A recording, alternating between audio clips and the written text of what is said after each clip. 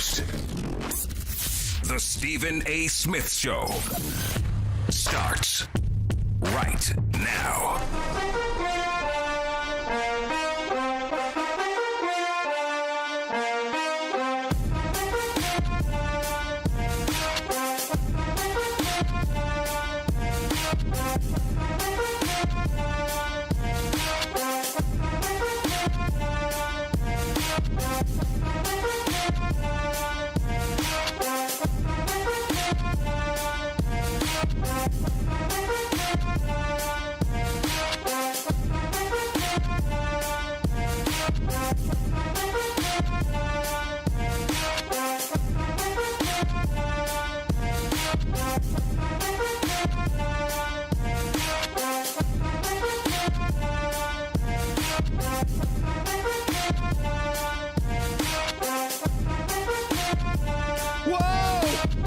What's up, everybody? Welcome to the latest edition of the Stephen A. Smith Show, coming at you as I love to do every weekday over the airwaves of ESPN Radio and ESPN News. 250 plus markets across the United States of America. Check your AM, FM listing nearest you, plus ESPN Radio on Sirius XM, Channel 80, plus ESPN Radio simulcast over the live national television airwaves of ESPN News. Number to call up as always is 888-SAY-ESPN. That's 888-729-3776. The Stephen A. Smith Show on ESPN Radio is presented by Progressive Insurance. Pick from a range of coverage options with the Name Your Price tool to find a price that works for you. Time for Straight Talk, brought to you by Straight Talk Wireless. Lots of stuff to get into today. Some blasphemy going on in the world of the NBA. I'll tell you what I'm talking about as the show progresses today. That's definitely one thing we shall get into. Patrick Mahomes, what he's been bringing to the table, the likes of which we haven't seen. That's something that's interesting to get into in and of itself, because who knows what that's going to turn into as well. Danny Dimes, a.k.a. Daniel Jones, somehow, some way has earned a nickname after just one game in the National Football League as a starting quarterback. All of a sudden, he's a savior.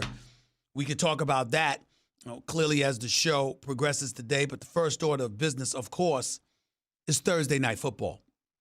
The Philadelphia Eagles are scheduled to go up against the Green Bay Packers.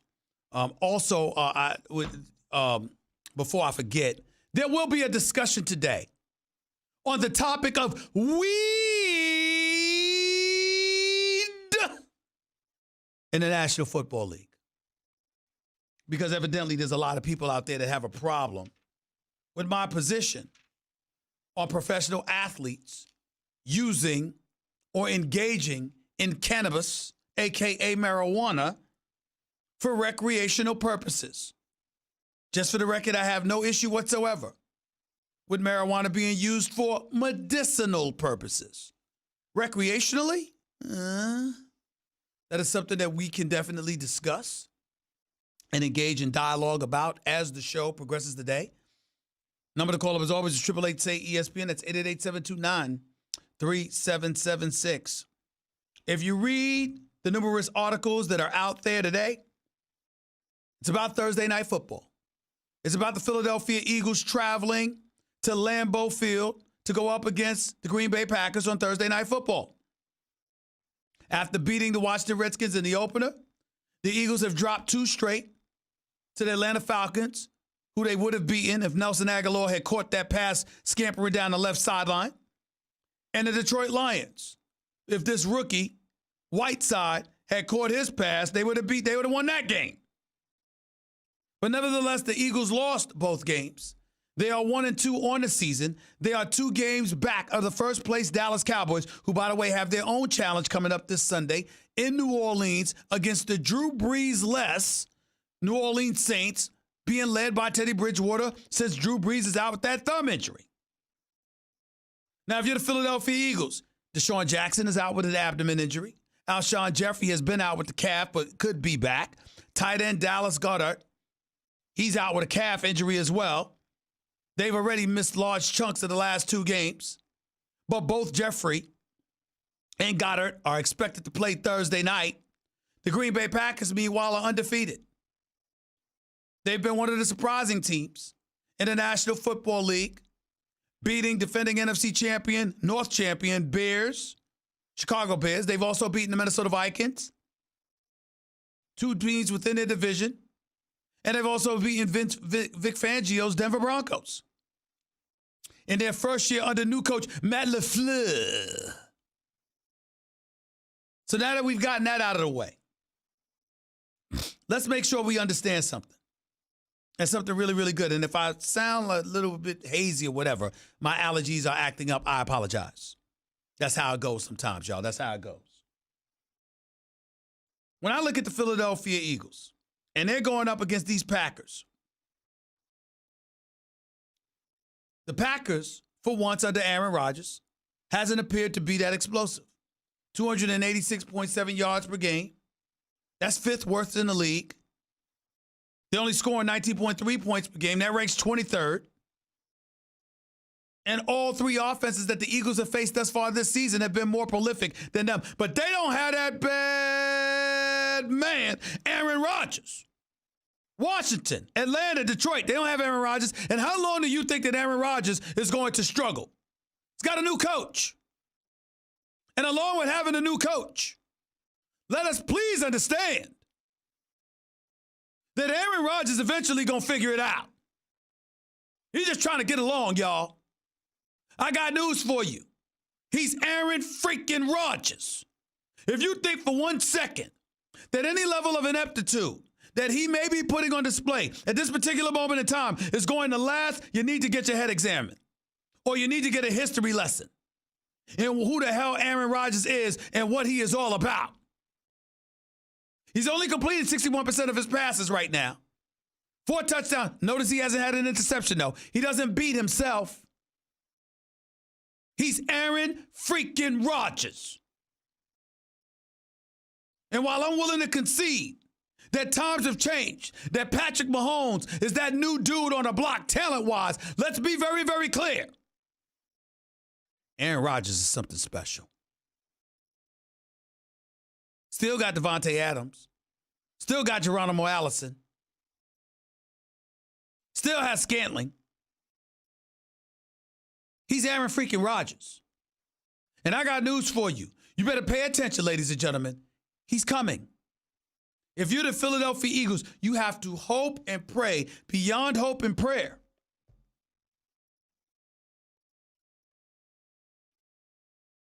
that Aaron Rodgers continues to struggle for week 4 of this NFL season. This week, we'll officially be 25% into the 2019 NFL season. Let me tell you something about these Philadelphia Eagles right now. I think Carson Wentz is getting too much heat and too much blame. Have you not seen the passes that the Eagles have dropped? Have you not seen it? It's Whiteside. It's you know, you just look at it. Him, Aguilar, fumbles all over the place. The Eagles have been a mess. I can't point the finger at Carson Wentz. I'm watching this brother fling the football. He's putting it right where it belongs. And cats ain't getting it done. Plain and simple. 11 dropped passes this season, most in the National Football League. That's what Carson Wentz has been suffering from. And we're going to sit up there and talk about his 61% completion percentage? Come on. It ain't his fault. Carson Wentz, when healthy, is a bad brother. He's something special. He can really, really play. And I really, really think that we got to look at this and just cut the guy a break. Because I really, really don't believe it's fair. I look at him right now and I'm saying, listen, the Eagles got to get it together. Because let me be very, very clear with what I'm about to say. If the Philadelphia Eagles lose tonight's game, there's no way in hell they're winning the NFC East. Now, obviously, a lot of it has to do with injury. When you look at the situation with Jackson going down, with Alshon Jeffrey going down, with Goddard going down, and both of them missing the vast majority of the last 2 games, both losses. That's a problem. So we can't ignore that. We really can't. There's no way around it. But nobody cares. The Dallas Cowboys haven't suffered that malady. Randall Cobb, Amari Cooper, Michael Gallup, Ezekiel Elliott, Dak Prescott, the offensive line. People talking about, oh my goodness, they're not blocking for Carson Wentz in Philadelphia. Excuse me. He holds on to the ball. He scrambles outside of the pocket. Chances are, in most instances, you got folks assuming that he done got rid of the football already. Could that have something to do with it? I think so. That's the way I look at it. So what's up with this notion, this belief that suddenly Carson Wentz don't know how to play quarterback? He holding on to the ball too long. They're not blocking for him. They don't want to play for him. I don't get that from the Philadelphia Eagles at all. They could have easily been 3-0 right now. It's not good that they lost to Atlanta. It's not good that they lost to Detroit. But let me tell you something. They could easily be 3-0 right now. But they are not. And meanwhile, the Dallas Cowboys are rolling. And so if you're the Eagles, you got to take a stand right now. You got to look at your ninth-ranked offense. You got to say, we got to do something. Eagles are 29th against the pass. That is bad news for a secondary about to go up against Aaron Rodgers. I'm here to tell you. That is a problem. And I usually don't bet against my man Aaron Rodgers, but I'm hoping he loses tonight because I think his season will be just fine. It's the Eagles that are on the brink. And make no mistake about it, it's a brink because it's not too early. If they lose and the Dallas Cowboys win this Sunday against New Orleans, the Eagles are 3 games back. You combine that with the fact that you get 2 against Dallas, you'd have to win both. And then, oh, by the way, you'd still be a game back if you won both. This is urgent. And then when you scour the NFC, let's look at this. You got to have a division winner, right, that's automatically going to the playoffs. So whether it's New Orleans in the NFC South, the LA Rams in the West, let's say, for example, hypothetically, it would be Chicago in the North. And then you had Dallas. Well, your wild card spot, you're competing with Seattle, Green Bay, Minnesota, and Atlanta for the wild card spot at this particular moment in time. That's 4 different teams outside of yourself. 5 altogether. What do you think the Eagles' chances are getting in the playoffs under those conditions? I would say they're not very good. So it's incredibly imperative that the Philadelphia Eagles win tonight. You Miles Sanders can't be dropping the ball. Can't be dropping the ball, can't be fumbling the ball.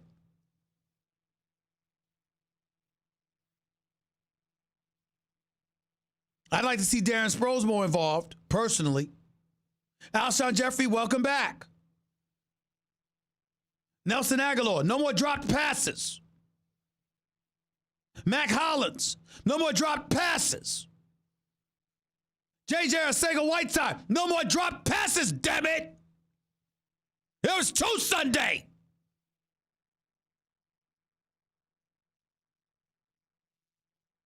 And can we pray beyond prayer?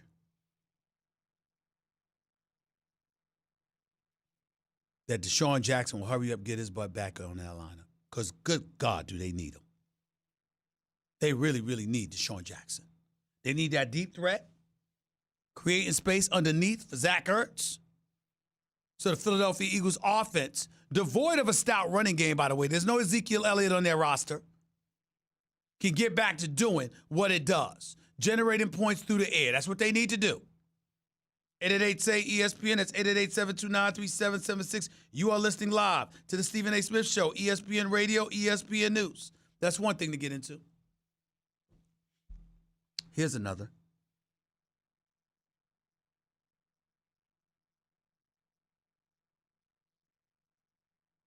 It's time for the Dallas Cowboys to pay Dak Prescott. You see, as I watch Daniel Jones, I mean, John, did you know he got a nickname now? Danny Dimes. You know that? Danny Dimes. 1 game. 1 game! Brother got a nickname. Reminds you of Jimmy Garoppolo, right? When my girl Molly Karam and everybody else was calling him Jimmy G. And then we saw that video of him in L.A. out with a porn star, so I called him Porn Star Jimmy. I like that nickname much, much better, by the way. So we have a situation where we look at and we fast forward to Daniel Jones, Danny Dimes. Plays for the New York Giants, plays one game, comes out of Duke, drafted 6th overall, plays one game, throws over 300 yards, throws for 2 touchdowns, runs for 2 more. Clearly, an impressive showing, an impressive beginning, no doubt. We wish him nothing but luck, because the better the Giants is, the better football in the New York tri-state area is, and that's all good. But here is where we have a problem. So we want to rave about him and just bypass Dak Prescott, huh? We just want to look at Dak Prescott, who's completing better than 70% of his passes, who's undefeated, who's watched as Jalen Smith has gotten paid, La'el Collins has gotten paid, Ezekiel Elliott has gotten paid, all by Jerry Jones. But your starting QB, the successor to Tony Romo, who has not missed a single game or a single start in 51 tries in his 3 years and 3 games that he's been the starting quarterback for the Dallas Cowboys. He shows up to work every day. He's a consummate professional every day. He's a 2-time Pro Bowler. He's winning more games than he's losing. He's gotten you to the postseason twice. And he's in line to get a contract in the ballpark of about $130 to $140 million. Russell Wilson is the highest paid quarterback at $35 million. Ben Roethlisberger is number 2 this year at $34 million. Dak Prescott just quietly goes about the business of showing up, handling his business. And you going to send him out on the football field, Jerry and Stephen Jones, with $2 million? You going to do that to him? You know good and damn well he could get hurt this Sunday. You know good and damn well how violent of a sport football is. Ezekiel Elliott has gotten himself suspended. He's gotten himself in trouble. What happens? You still go out and pay him. La'el Collins was a member of that offensive line that looked suspect for you last year. You went out and paid him. And by the way, I have no problem with either of them getting paid. I would have paid both of them because I believe Ezekiel Elliott deserves it. La'el Collins deserves it. I got it. And you want to procrastinate with the wide receiver? That's predictable. It makes sense. That happens with wideouts in the National Football League. I get it. But your star quarterback, who is a star, who has been nothing but a consummate professional and a model citizen for your franchise for the last 3 years and 3 games, Dak Prescott, you're going to sit up there and make this young brother wait to get his money. I think the Dallas Cowboys should be ashamed of themselves. I really, really do. The man is completing 74.5% of his passes.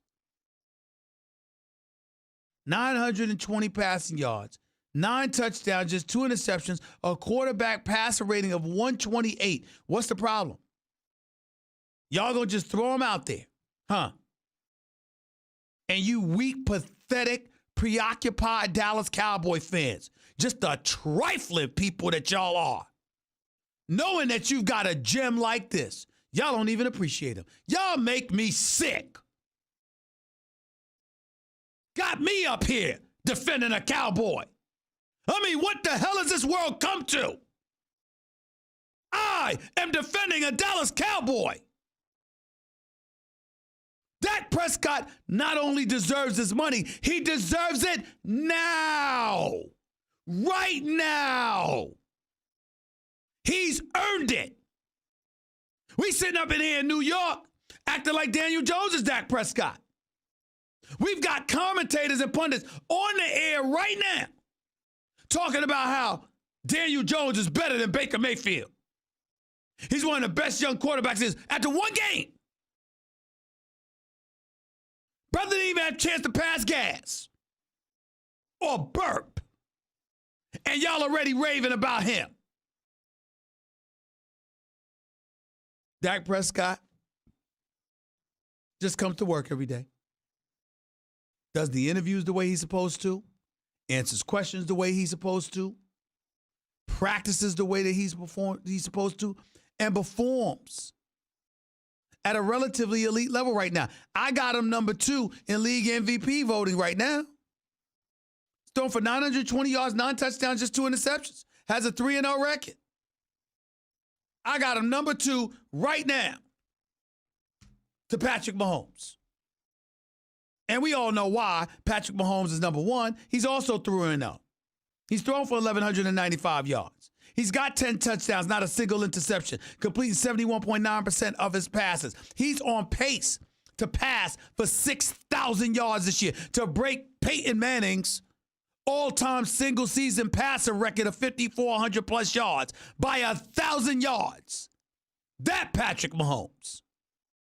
That is the only reason Dak Prescott right now is not the leading candidate for league MVP honors. Only reason. Only reason. And y'all gonna just sit here and ignore this brother like this. Y'all should be ashamed of yourself. You stinking low-life Cowboy fans. Y'all make me sick. All this bloviating about everything Cowboys. We them boys. We making noise. But when it comes to Dak Prescott, you quiet. Quiet as a mouse. Won't even come to his defense. I got some of you stinking no good Cowboy fans calling up to this show. I don't know about Dak, man. I mean, I don't know about him, I mean, he all right. He all right, Stephen A. But, I just don't know if he that dude. I just don't know if he the one. Never mind that he had Scott Linehan. Never mind that there was no Amari Cooper. Never mind that he had Cole Beasley as a slot receiver instead of Randall Cobb, even though Cole Beasley is actually doing a good job in Buffalo right now, who's also undefeated. Never mind all of that. Oh, no, Stephen A. I mean, come on, dog. I mean, come on, man. I mean, come on. Oh, shut up. Y'all are pathetic. It's one of the reasons why you ain't gonna win. I'm trying to tell you something right now. This is football. It's incredibly violent. You don't send your star quarterback out there wondering about his contract when he's been the model of consistency that Dak Prescott has been for this franchise. I like Jerry Jones. That's my buddy. Stephen Jones, I like him too. In the offseason, we're going to go out for a drink or something. I like those guys. But I disagree with them here. All joking aside, you don't wait to pay Dak. You got to pay him now. He should have been paid before Ezekiel Elliott. He really should have. 888-SAY-ESPN. That's 888-729-3776. You are listening live to the Stephen A. Smith Show, ESPN Radio, ESPN News. We'll get to your phone calls. Got a lot of stuff coming on. My man Sal Palantonio, NFL reporter extraordinaire. He'll be calling to talk to us about the Eagles, who he covers religiously. Lives right outside of Philadelphia. He's synonymous with the Philadelphia Eagles franchise. So there's a lot to talk to him about. Plus, I'm going to get into the subject of weed in the National Football League, particularly after some of the very, very revealing and candid things that Megatron himself, Charles Johnson, formerly of the Detroit Lions, now retired, revealed about the NFL and its drug policy. You do not want to miss that. So stick around. Don't touch that dial. You're listening live to Stephen A., ESPN Radio, ESPN News. By the way,